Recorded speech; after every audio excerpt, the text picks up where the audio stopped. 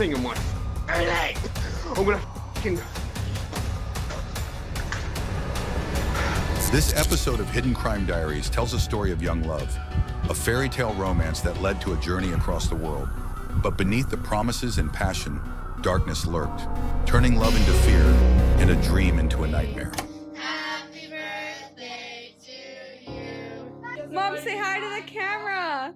She was always happy and fun. Yeah, we've always been friends. We were sisters, so. Ashley Wadsworth was born on March 1st, 2003 in Vernon, British Columbia, Canada. An adventurous, intelligent, and loving young woman, she dreamed of exploring the world. At 19, she seized an opportunity to visit England and reunite with a boy she had known online since childhood. You're beautiful. I wish you were here. Ashley first met Jack Seppel online when she was 12 and he was 15. Like most girls, 10, 11, 12, the interest, like, oh, he's cute, and I'd hear them giggling. I became aware of Jack when we were about 12 years old in grade 8. And being so young, you don't really know the whole world of relationships yet. Over the years, their connection grew through messages, video calls, and social media interactions. She romanticized the idea of a long-distance love story. Kind of developed into, I knew she had a crush on him, but it wasn't serious, I don't think, until I'd say about 15, 16. Summer 2018, Ashley Wadsworth, now 15, starts a long-distance romance with Jack Seppel, now aged 18. I can't wait to hug and see you. Me too. I'm going to England soon. I'm so fucking excited. She'd never want to stay in Vernon. She was always gonna leave. Text me when you get to Calgary. And she said, okay, and she kissed my head and said, I love you, and I said, I love you. Her family, though initially cautious, believed Jack was a familiar and trusted presence in Ashley's life. What is it about Ashley that you like? And he would say, everything. She's just, I wish she was here. It's her eyes, her personality. By late 2021, Ashley had arrived in Chelmsford, Essex, where Jack lived with his mother. At first, everything seemed perfect. She intends to stay for the duration of her 6 months tourist visa to be with him. Yeah, they were hugging, and then she was texting me on the ride home, my God, he's so nice. But beneath the surface, cracks were already forming. If she had been talking to, he didn't know who it was, like he would get quite short-tempered with her and get mad about it. Fuck thing in my leg. I'm gonna fucking... Friend! I'm gonna kill her. I'm gonna fucking murder her. It was honestly awful. Like, and at the moment, we thought, this guy is just nuts. Ashley sitting on a couch as Jack plays video games. He glances at her phone screen, grabs it, and asks angrily, "Who is that?" Ashley hesitates before saying, "Just a friend." Jack clenches his fists. Jack Seppel was controlling. He demanded to see her messages, restricted her social media, and monitored her whereabouts. But Ashley, like many victims, downplayed the warning signs.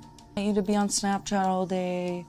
So like she deleted her TikTok. We had been texting and she had said, be careful what you say, you know, he's watching. Right after she had sent it and I had seen it, she had deleted the message. Ashley began documenting bruises in secret.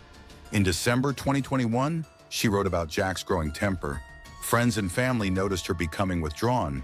She called me and she was like screaming and crying. And she was like, Jack just threw a glass at my head. Her sister Haley begged her to come home.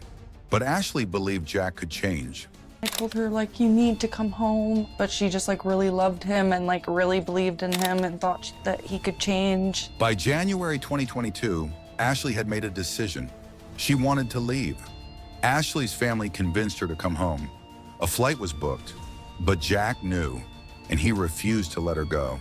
Haley called me and told me everything. He just beat her up. I called her and I said, we're gonna book you a flight. Okay, you're coming home. Then we all agreed and she got a flight. I think it was for like 3 days after. She had to wait because she had to get this stupid freaking COVID test. In the early hours of February 1st, Ashley reached out to her friends. She pleaded for help, but the messages were seen too late. It was like 2 in the morning, I think, our time. And so I said, okay, well, I'm gonna catch a couple hours sleep because I hadn't slept yet. I said, we'll call you in a couple hours. I got a phone call, was like at 3:30 a.m. and it was like Ashley calling for help, but I was sleeping. Ashley was found lifeless, brutally stabbed nearly 100 times. Haley talked to the neighbor. I said, what happened to Ashley? And she said, Ashley's been stabbed to death. I just kind of dropped to the ground and I kind of started crying and like I was really upset. The police called and asked me to give an identification, like what she looked like. Blue eyes, fair skin, long brown hair. And she said, I think we have your daughter. I think we found a body. I'm sorry, but it's your daughter.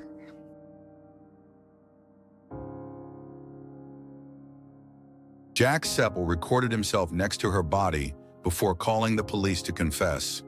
I just killed my girlfriend. Searched the house and they found on it the video clips of him talking to camera with Ashley's body next to him. Later, Ashley's mother accessed her Snapchat. It was the only thing Seppel hadn't deleted, and that's where the truth was hidden. I got into her Snapchat, and that's the only thing he didn't delete. I found the bruises that she had filmed. There, in her private diary, she had recorded the bruises, silent evidence of what had been happening behind closed doors. Jack Seppel was arrested immediately. He pleaded guilty and was sentenced to life in prison with a minimum term of 23 years. Seppel's apology letter to Ashley's family rang hollow. His words, masked as remorse, sought to justify rather than take responsibility. It wasn't regret. It was a plea for sympathy from those he had irreparably hurt. He's trying to gain sympathy and mitigate what he's done by claiming mental health and loss of control.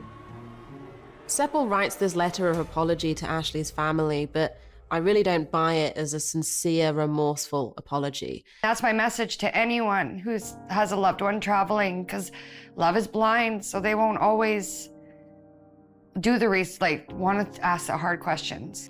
In our faith, we believe that, we will see our loved ones again. And it's definitely comforting to know. I thank God for my religion, and I thank God that every day that I'm going to see her again, and that I'll be with her one day. Ashley's story is a painful reminder that love should never come with control, fear, or isolation. If you or someone you know is in a relationship where they feel trapped, manipulated, or unsafe, speak up, reach out, and seek help. Thank you for watching Hidden Crime Diaries. If you found this case compelling, don't forget to like, share, and subscribe for more in-depth crime stories. Let us know in the comments, who do you know that might be silently trapped?